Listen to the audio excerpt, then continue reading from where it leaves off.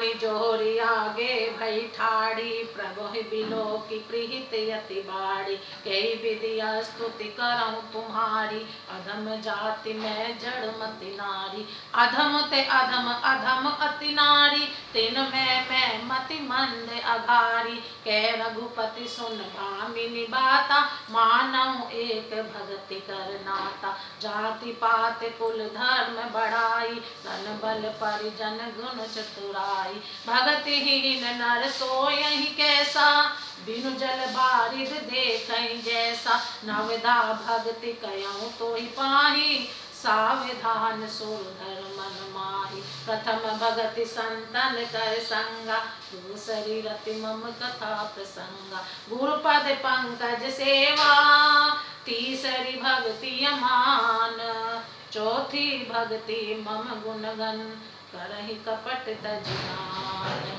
फिर वे हाथ जोड़कर आगे खड़ी हो गई। प्रभु को देखकर उनका प्रेम अत्यंत बढ़ गया। उन्होंने कहा, मैं किस प्रकार आपकी स्तुति करूं?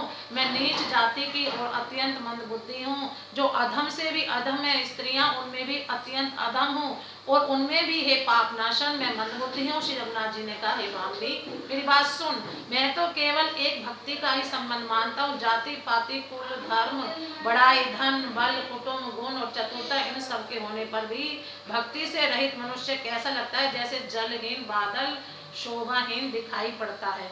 मैं तुझसे अब अपनी नवधा भक्ति कहता हूँ, तू सावधान होकर सुन और मन में धारण कर। पहली भक्ति है संतों का सत्संग, दूसरी भक्ति है मेरे कथा प्रसंग में प्रेम, तीसरी भक्ति है अभिमान रहित होकर गुरु के चरण कमलों की सेवा, और चौथी भक्ति यह है कि कपट छोड़कर मेरे गुण समूहों का गान करे।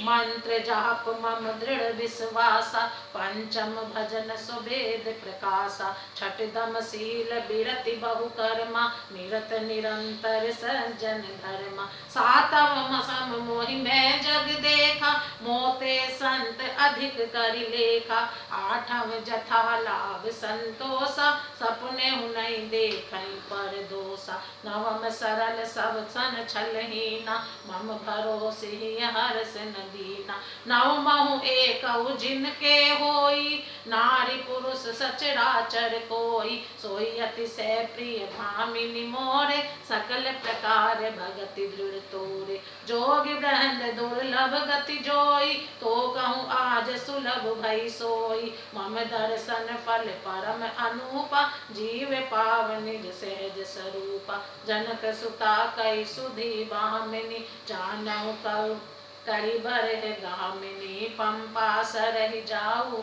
रघुराई, तै हो यही सुग्रीव मिताई, सो सब कयहि देव रघुबीरा, जानत हूँ पूछऊँ मति धीरा, बारे बारे प्रभु पद सिरुनाई, प्रेम सहित सब कथा सुनाई, कही कथा सकल बिलो की हरिमुख, हृदय पद पंकज धरे, तजि जोग पावक देह हरिपद, लीन भई जह नहीं फिरे, नर विविध कर्म अधर्म बहुमत, शोक प्रद सब त्याग हूँ, विश्वास करि कह दास तुलसी, राम पद अनुराग हूँ, जातिहीन अग जन्म मही, मुक्त कीन असिनार, महामंद मन सुख चहसी, ऐसे प्रभु ही विसार।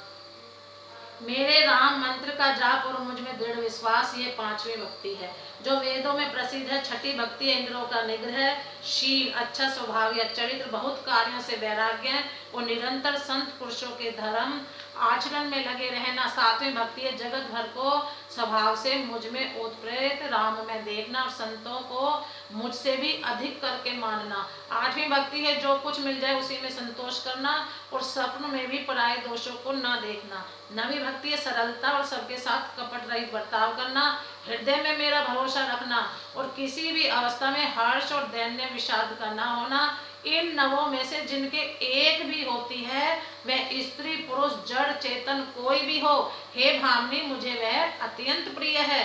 फिर तुझ में तो सभी प्रकार की भक्ति दृढ़ है, अतएव जो गति योगियों को भी दुर्लभ है वही आज तेरे लिए सुलभ हो गई।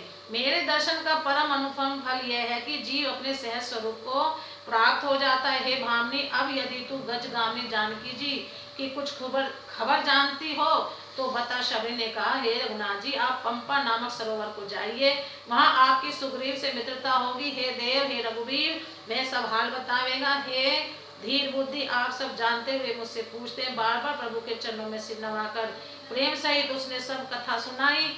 सब कथा कहकर भगवान के मुख के दर्शन कर हृदय में उनके चरण कमलों को धारण कर लिया और योगाग्नि से देह को त्याग कर जलाकर वह उस दुर्लभ हरिपद में लीन हो गई जहाँ से लौटना नहीं होता। तुलसीदास जी कहते हैं कि अनेकों प्रकार के कर्म, अधर्म और बहुत से मत, ये सब शोकप्रद है मनुष्यों, इनका त्याग कर दो और विश्वास करके श्री राम जी के चरणों में प्रेम करो। जो नीच जाति की और पापों की जन्म भूमि थी, ऐसी स्त्री को भी जिन्होंने मुक्त कर दिया।